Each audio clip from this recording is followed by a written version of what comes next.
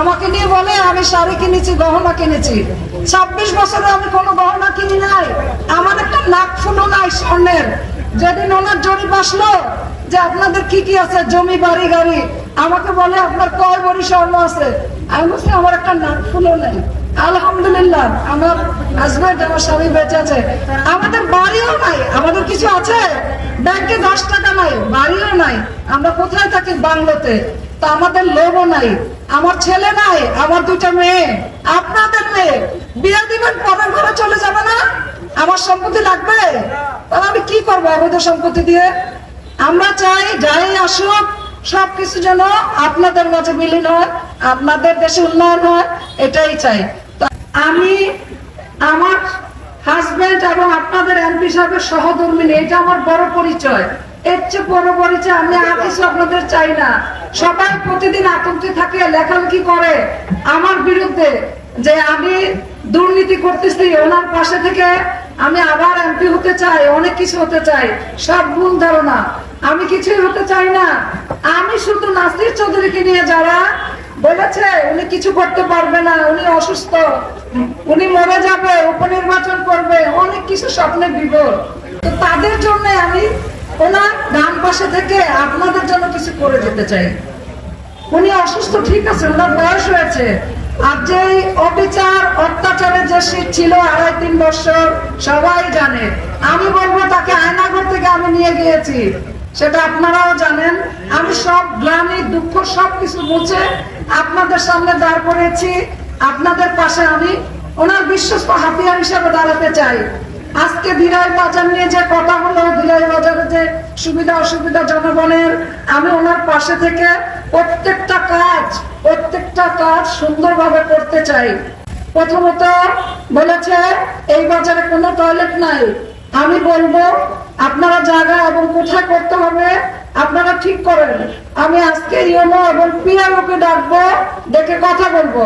আপনাদের ড্রেনের সমস্যা সেটা নিয়ে কথা বলবো। আর যারা বলেছেন আপনাদের বাজার সমিতির একটা স্থায়ী অফিস লাগবে, সেটাও আপনারা করবেন।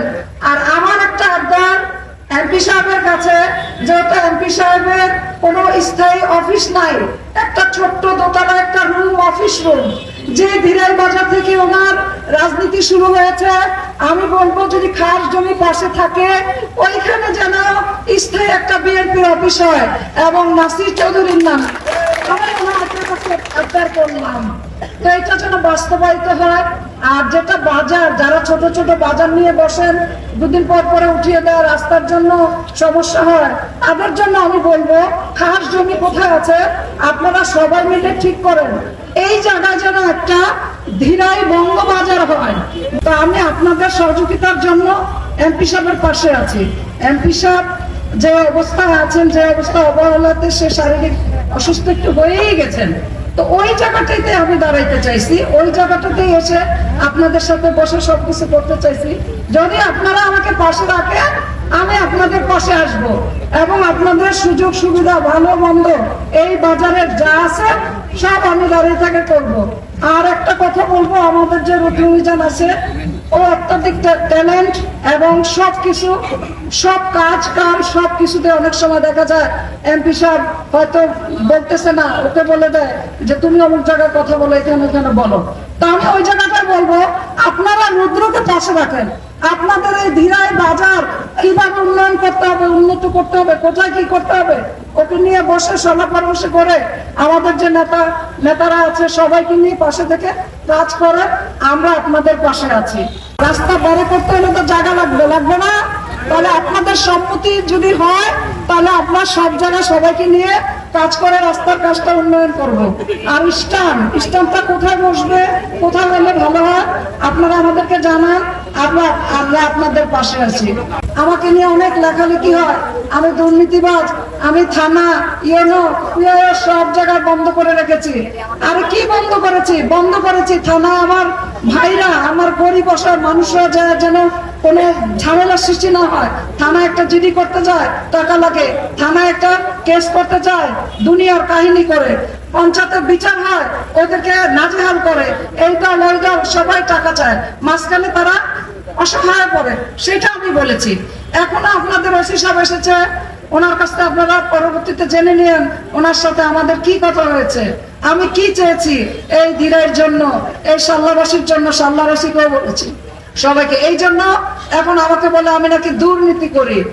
যে তহবিলে টাকা পয়সা আসছে, যে ঈদের সময় 10 লক্ষ টাকা আরো অনেক কিছু আসছে, অনেক এমপিদের সাথে আলাপ হয়েছে, ওরা আমাকে ঠাট্টা করে বলে এমপি সব তো টাকা পেয়েছে 10 লাখ টাকা, ভাবি আপনাকে কি দিয়েছে? আমি বলছি না তো কি দিবে, এটা তো আমরা চোখেও দেখি নাই। আমার নাসির চৌধুরী বলেছে এই টাকাটা প্রত্যেকটা ইউনিয়নে যদি 10 টাকাও পায় তাদেরকে ভাগ করে দিয়ে দেন, কিন্তু অনেক এমপি তাদের ব্যক্তিগত কাজে খরচ করেছে, তাদের মন মতো খরচ করেছে। এটাই হলো নাসির চৌধুরী। এই নাসির চৌধুরীকে আমি ছোট্ট একটা মনে হয়েছিল যে একটা মুরগির বাচ্চার মতো আমি নিয়ে গেছি। এই নাসির চৌধুরীকে আমি 2-3জন দুই মেয়ে আর আমি উঠাইয়া সব কিছু করতে করতে বাচ্চাদের মতো হাঁটি হাঁটি পা পা করতে করতে আজকে আপনাদের কাছে আপনাদের এমপি আপনাদের সামনে নিয়ে এসেছি। যাই হোক, আমার কোনো কিছু না, সবকিছুর উপর আমার ইচ্ছা, আপনাদের দোয়া, আপনাদের ভালোবাসা।